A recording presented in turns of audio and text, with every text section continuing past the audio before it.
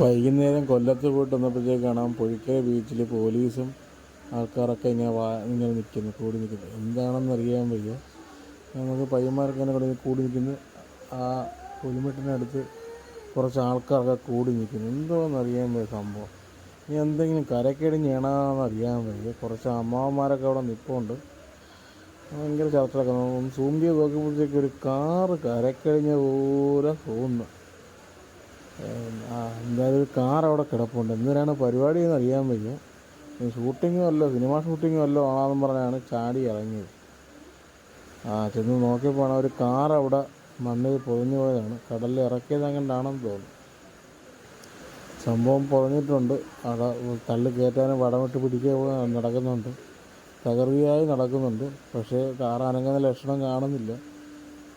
നമ്മളിപ്പോൾ കൊല്ലത്ത് ഒരു കാര്യത്തിന് പോയിട്ട് തിരിച്ച് ബൈക്കിൽ വന്നപ്പോഴത്തേക്കാണ് ഇതിവിടെ തകൃതിയായിട്ട് പരിപാടി നടക്കുകയാണ്. ഡ്രൈവിംഗ് ബീച്ചെന്ന് പറഞ്ഞാൽ കൊണ്ടുവന്നിറങ്ങണം. എന്തിനായാലും വലിച്ച് കയറ്റുന്നുണ്ട്. സംഭവം JCB ഒക്കെ കൊണ്ടുവന്നാണ് പരിപാടി നടത്തിക്കൊണ്ടിരിക്കുന്നത്. എന്തിനായാലും ഇത് ഈ ബീച്ചിനെക്കുറിച്ച് ഈ ബീച്ചിനെക്കുറിച്ച് അങ്ങനെ കണ്ടിട്ടില്ല. നമ്മുടെ പുഴിക്കര ബീച്ച് വണ്ടി ഇറക്കി ഓടിയത് കണ്ടിട്ടില്ല. എന്തായാലും വലിച്ചു കയറ്റുന്നത് JCB കൊണ്ട് വലിച്ച് നല്ലോണം താന്ന് കേട്ടോ. നല്ലോണം താന്ന് ഫുള്ള് ഇറങ്ങി, വെള്ളത്തിലോട്ട് ഇറങ്ങി കിടക്കുക. എനിക്ക് ഫോട്ടോഷൂട്ടിനെല്ലാം കൊണ്ടുവന്ന വണ്ടിയാണെന്ന് അറിയാൻ വയ്യ. എന്തായാലും നമ്മളിത് വെള്ളത്തിൽ നിൽക്കുകയാണ്. സാധനം അബദ്ധം പറ്റിയതാണെന്ന് തോന്നുന്നു. സംഭവം എന്ന് പറഞ്ഞാൽ ഇങ്ങനെയൊക്കെ കുഴിയിലങ്ങനെ ആയിക്കഴിഞ്ഞാൽ പിന്നെ അവിടെ നിൽക്കുന്നവരുടെ കൊട്ടേഷൻ കംപ്ലീറ്റ് ഇറക്കുന്ന ഈ അകപ്പെട്ടവർ കേൾക്കേണ്ടി വരും. അങ്ങനെ പിടി, ഇങ്ങനെ പിടി, അവിടെ പിടി, ഇവിടെ പിടി. എന്തായാലും JCB വന്ന് പുതിയ എന്തോ പരിപാടിയാണ് നോക്കുന്നത്.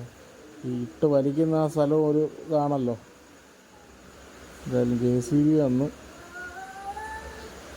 വില്ലൻ, JCBയുടെ പേരാണ് വില്ലൻ. അങ്ങനെ വില്ലൻ കടന്നു വരികയാണ് സുഹൃത്തുക്കളെ.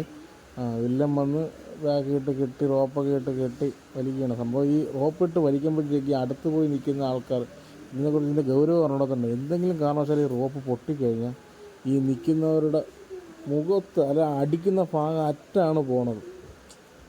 അതാണ് അത്രയ്ക്ക് വലിഞ്ഞ് പ്രഷറിലാണ് നിൽക്കുന്നത്. അപ്പോൾ ആ പൊട്ടുമ്പോഴത്തേക്കും അത്രയും ദൂരെ തെറിച്ച് ചിലപ്പോൾ കയ്യിലെ കാലൊക്കെ തട്ടി അറ്റ് പോകാൻ തന്നെ സാധ്യതയുണ്ട്.